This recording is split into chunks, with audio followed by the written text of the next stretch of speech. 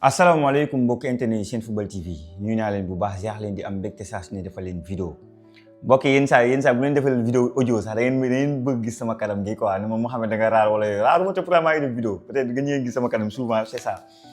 xam nga yenn saa dama leen bëgg defal audio rek tegal leen photo yi quoi ngeen dem donc damay wax ñi xam ne dañoo abonné chaîne bi abonné leen cliquer leen ci cloche boobu ngeen gis vidéo bu ñu ngeen mën ko seetaan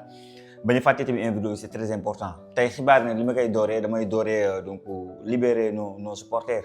encore une fois foog ñu koy relayer war ñu leen fàtte mu xam maa ngi koy gis seen i commentaires et c'est bien de si réseau yi danañ ko bind de plus en plus c'est intéressant ñu ñaanal encore une fois autorités j'espère que ñoo ngi si te jàpp naa ñoo ngi si que fàttewuñu supporters yooyu ñu xam ne dañoo ñëw pour teewal Sénégal seen i donc seen i waajur seen i parents seen i doom seen i xarit seen i mag seen i frère ñëpp a ngi fii Sénégal di xaar xam nga donc seen famille ñibbisee donc encore une fois les autorités ñoo ngi ñaan loolu mën a def si supporters yooyu nekk Maroc bu ñu fa jógee léegi moo ngi bëgg a yàgg ba ma jógee Maroc rek léegi moo ngi bëgg a yàgg boobu ba léegi ñoo ngi foofu quoi bi parce que gis ngeen seen affaire ni mu demee déggu ñooñu ne France ngeen war a wax ak jaar na fii dugg na fii xam nga donc encore une fois libérer nos supporters ngir yàlla libérer nos supporters xam nga prochaine fois sax en France lañ koy def quoi donc gars yi dañuy dooree yeneen xibaar yi xamante ni démb amoon na jot ñu si def jël suñu temps expliquer wax si suñu xalaat parce que defal nañ leen benn vidéo boo xam ne ay littoral droit yi lañ doon wax comme moo war a épauler Krépin Diatta gis naa seen i commentaires et tout ça a été intéressant ma am seen avis par rapport ak lii ji ñëw loolu yëpp nañ ko waxtaanee mais damay dooree par un joueur boo xam sous côté quoi qui s'appelle Issa Soumaré tout le temps maa ngi leen wax si sur cet attaquant là bi xamante ne démb wala ab dañ leen teel rouge ñoom ak ñoom Pape Demba Diop ba Toulouse ñu fexe ba gagné 2-1 donc Mourinho Diop dafa génn si dafa blessé et tout voilà maintenant bon Issa Soumaré a marqué 2 buts un bon bouffal nag international marocain bi xam demul yóbbuñu ko Coupe d'Afrique mais sa Soumaré la bàyyi lañ ko xel déjà que daaw la deuxième partie de saison je pense que la Havre bu demee ba mën a toog Ligue 1 française da si jouer un grand rôle malheureusement poste bi muy joué fekk équipe nationale du Sénégal on a tellement d'attaquants moo tax peut-être du mën a bokk si débat mais je trouve que il est sous-coté quand même aura bi mu war a am wax ji war a am ci moom autour de lui je pense que amu ko et pourtant il fait ses preuves et def ko n'importe où demul Ligue 2 di ko def wala national c'est pas moi mu ngi koy def du côté de Ligue 1 française là où c'est tellement compliqué de marquer un but là où c'est hyper physique donc boo def ces prestations là franchement faut saluer ces prestations là à noter que Arouna Sangaré temps yi passe ñu ngi commencé waxaat ci moom ba mu xam nga bi passe joxe na pas décisif malheureusement le même match moom la ñu rouge et tout ñu ngi dégg fan yi Dortmund mu ko doon laaj donc mon frère Arouna Sangaré li ma waxoon laay waxaat faut être régulier dans la vie si tu veux jouer dans les top clubs d'Europe il faut être régulier le football moom léegi moom c'est jamais évident chaque match tu dois être au top donc faut revoir ça mais sinon exploit bu nice bu wàllu Havre def c'est avec un bon Issa Soumaré et loolu c'est à noter gars yi bu ma jógee foofu damay wax aussi la prestation de Niakhaté qui est top déjà que équipe type Ligue 1 bi week-end bii nii Issa Soumaré bokk na si mais Niakhaté tamit au niveau de la défense il est là je pense que les bons résultats de Lyon soit joué na si un grand rôle que ça soit Europa League que ça soit même en championnat actuellement ñoo rawee Marseille 5 points donc faut savoir que les 3 premiers dañuy qualifier direct en Ligue des Champions la 4e place comme Marseille bi mu jël da ngay jouer première Ligue des Champions là où Lyon loolu lay bien jouer et du côté de Marseille c'est la catastrophe dinaa si ñëw léegi ni si info yi mais force de constater actuellement Niakhaté en force Niakhaté même en équipe nationale du Sénégal il était top c'est juste que mooy li may doon wax ma ne moom pour mu jël place kii bi dëgg il fallait que ni ñu koy waxatee Kalidou Koulibaly li fekk ñu douze ko si la jël place leadership bi nekk à côté d'un jeune Mamadou Sarr si lañu gars yi gis leader mais man Koulibaly tant que mu ngi fi mën fu nekk di jël leader Koulibaly aura bi mu am respect bi ñu am si moom le capitaine de l'équipe nationale du Sénégal mais bi mu génnee da ngay gis grandeur bi moom la façon dont muy jouer il était le patron de la défense à côté de ça am un boy très intelligent donc li mu wonee Coupe d'Afrique bi noonu loolu même continuité la nekk di wone en championnat donc Lyon actuellement il est en forme et lui mu ngi si jouer un grand rôle franchement faut dire chapeau à Niakhaté bi xamante ne jamono bi franchement loo mën a wax il est en force et niveau bu baax l'heure gars yi ba ma jógee foofu dinaa wax aussi si Nabil Mendy défenseur du côté de Real Vallecano ñu dóor Atlético de Madrid 3-0 on a l'habitude de dire que Real Vallecano dañoo soow bu ñu dee Barça lañu jouer bu ñu dee Real Madrid lañu jouer mais quand bu ñu jouer Atlético wala yenn équipe bi duñ def max de leur niveau mais sur ce match là on va pas dire ça surtout que avant match boobu donc kii di Atlético dafa écraser Barcelone 4-0 en Coupe du Roi xam nga donc match aller donc ñoom ñu ñëw dóor 3-0 si benn tête de Nabil Mendy voilà un joueur bu xamante ne souvent voilà mën nañ ko fàtte mais il fait si débat yi la bokk débat mi défenseur moo tax ni mu leen defalee spécial des latéraux yi xamante ne war nañoo mën a nekk doublure de Krépin Diatta noonu laa leen défense andil défense bi que ça soit Nobel Mendy mi Ousmane Diawara Midtjylland Malang Sarr ñoom ñii fi nekk ñëpp tous ces bons défenseurs la maa ngi siy préparé benn vidéo bu xamante ne sera spécial mais Nobel Mendy c'est un jeune joueur na dégluy conseil yu participe bi xamante ne moom la fa fekk xam na Espagne xam na comment ça fonctionne xam na le haut niveau def na la CAN ñaata yoon 2 fois jël na CAN bi joué na la coupe du monde avec cette expérience là mën na ko aider ci lu bëri et je pense bu déglu ay conseils même équipe nationale du Sénégal du nekk lu koy jom maintenant la concurrence au niveau de la défense gars yi moo gën a métti à l'attaque instant yi secteur yu ñu am défense moo gën a compliqué pour jouer parce qu'on a que des jeunes là-bas on a que des jeunes xoolal booy bi tirel tatif gars yi bëgg nañ ko gis Zade Kambo moom booy bi nekk Midtjylland Ousmane Diaw Malang Sarr moom mi Nobel Mendy est-ce que comprendre nga je ne parle même pas de ñi nga xamante ne maa ngi xaar ñu yegg benn niveau bi tout ça là c'est des défenseurs pour poste défense bi ce sera compliqué moo tax Pape Thiaw ay maux de tête la war a am donc loolu aussi Nobel Mendy c'est à noter le match qu'il a fait hier autant pour moi ba dugal bii kenn ko xamante ne damay wax si moom c'est bu mu tudd Mamadou Lamine Camara xam ngeen ne moom dafa waroon a dem Mercato Tripoli xam nga fële na le du côté de Libye et un choix que je comprends pas et quasi 99% des Sénégalais kenn d'accord ñëpp jàpp nañ ne am na ay qualité pour jouer en Europe heureusement que c'est capoté et c'est la deuxième fois que ça arrive parce que waroon na fi signer Stoke City boo leen fàtte waaye at ci ginnaaw mujj signer sur Stoke City daaw rek Stoke City en deuxième division mujj fa signer heureusement alhamdulilah que signé wul Libye instant yi nii Libye la noonu dem entre Libye et Maroc saa yi Libye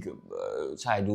voilà du moment qu'on dit que Maroc déjà jël na fa trophée yi mu fa du jël peut-être que problème am na voilà la façon kan kii ko kan tàccu ko kan sargalu ko bi mu jëlee Coupe d'Afrique et tout c'est peut-être Marocains ñoo jël ce choix là mais Mamadou Lamine Camara mieux man je sais pas agent comment il travaille xam nga donc mais il doit être capable de trouver en Europe quoi wax dëgg fa yàlla Mame Birane Diouf il a 37 ans Niger deuxième division Turquie je sais pas moi joue en Europe mon frère joue en Europe mais Libye boo fa demoon da nga ñàkk sa place de ay booy andi Diouf gars yi ñoo ngi leen di réclame boobu léegi John Lopy keneen ak Maguette Gueye keneen xam nga ku la agent bi lu mu bëggoon dem heureusement que dafa capoté ñu leen ñaanal mooy gis Europe et parce que gis nañ say capacité boo amul woon talent duñu fi nekk di suñu bopp t'as les capacités de jouer si l'un des meilleurs en Europe saa histoire boo joué ay Istanbul Toulouse équipe Brest ak yooyu sax baax na nank la football carrière mais nga dem Libye heureusement que ça s'est capoté mu yàqu quoi donc loolu aussi lu ñu noté la bu baax a baax on va parler aussi de Moussa Ndiaye qui a encore fait un très bon match note bu baax du côté de Schalke 04 bi xam leader ba tey Bundesliga ñoo ngi nekk Bundesliga 2 pour yéeg Bundesliga numéro 1 moom ak Dzeko moo bokk équipe ak yëpp mu ngi am temps de jeu xam par rapport ak li mu amul woon Anderlecht je pense que moo trouvé donc Moussa Ndiaye souriant sama xol day sedd moo fàttali ko li fi dal ay at ci ginnaaw rek c'est que non même année bi 2025 bi nga perdre sa rakk c'est anam bi nga ko perte c'est compliqué donc mentalement pour revenir jouer au football tal ko sax c'est un problème surtout que sa rakk boobu bëggoon donc bu ma ñëwee ma gisaat que ce sourire là mu nekk de jouer de retrouver son football je dis bravo et t'as un très bon mental mon frère donc Moussa Ndiaye continue sur cette lancée dina baax inchallah ñu ñaanal encore une fois sa rakk bi yàlla yërëm ko xare ko aljanna yi gën a kawe donc Moussa Ndiaye qui a encore fait un très bon match à noter keneen ko xamante ne gis nañ ko week-end bi mu dugal penalty bu serein je pense que yéen ñëpp seen xel ñëw ne si Habib Diarra lay wax Habib Diarra aussi donc Coupe d'Angleterre ça veut dire que am na lu mu doon ci vestiaire bi c'est quelqu'un boo xamante ne ren jii la signé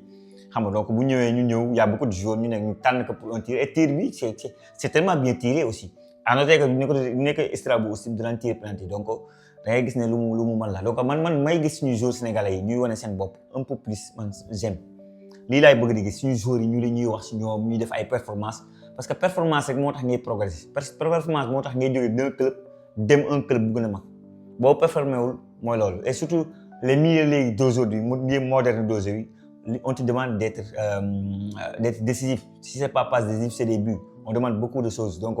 gis un Habib Diarra bi épanoui Habib Diarra bu xamante ne leader la ci équipe boobu penalty taxaw nañu jox ko sa confiance là je dis bravo franchement loolu dama ciy kontaan loolu la fekk Habib Diarra gëdd ak respect bi ñu ko jox du côté de Sunderland.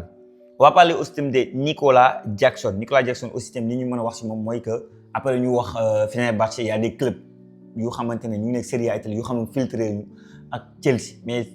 li ñu wax ci ay information moom bëggul doon dem Chelsea mais Jackson ñooy wax ak yow boo naree dem ci équipe yi di xam c'est pas yenn équipe yu anglais yu ndaw yooyu noonu wala xam benn équipe essayer de tenter avec Chelsea coach bu bees moo fi nekk jéemal ne am la discussion avec lui peut-être que l'année prochaine ça peut changer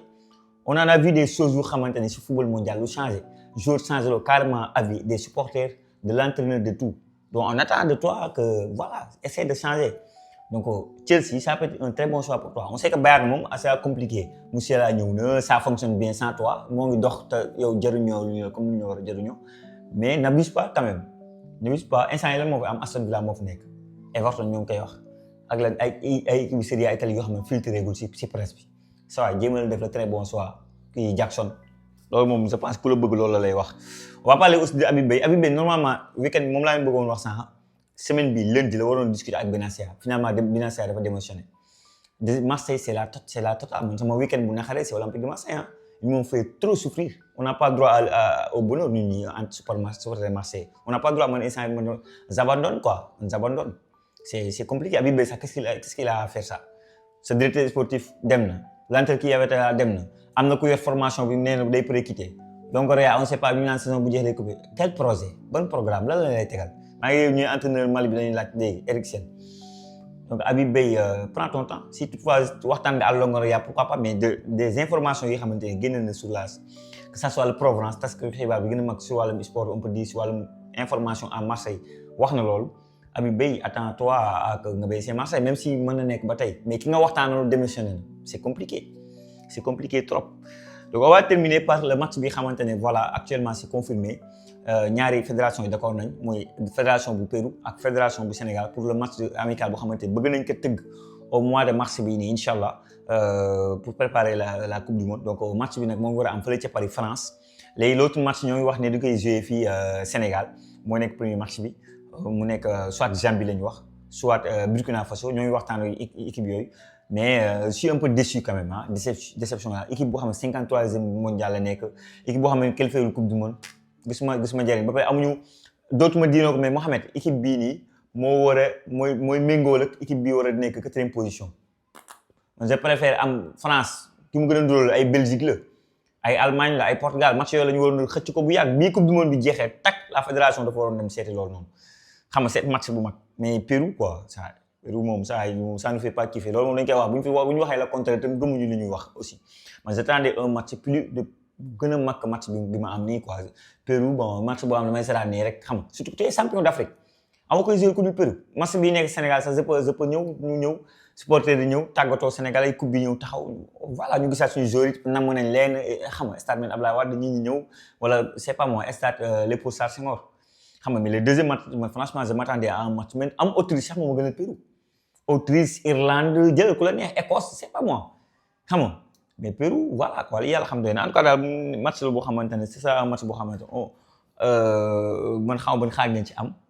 2 matchs lañu war a am donc match boobu ngay am ak beneen match te beneen match bi on parle de équipe africaine fii nii ñu noonu en tout cas li yàlla xam en espérant voir des nouveaux joueurs ñu ñëw intégrer tanière bi donc mbokk yi de manière générale li mu nekkoon information yi xam bëgg naa ko partager ak yéen wax leen si yenn plateforme yi ngeen doole mu bu baax a baax Instagram surtout Instagram TikTok macha allah mais Instagram surtout ngeen doole ñu képp ku fa abonné wul nga boo demee dugg Instagram rek tapé Senfootball TV di nga ma gis nga abonné TikTok aussi dem defagoo ko def ko lu mu gaawul et pour les vidéos fii sur Facebook sur plutôt nan laa ko mën a waxee YouTube c'est que abonner partager commenter c'est tout le temps intéressant pour nous donc mbokk yi jaajëfal naa leen wax leen ba beneen sur Senfootball TV.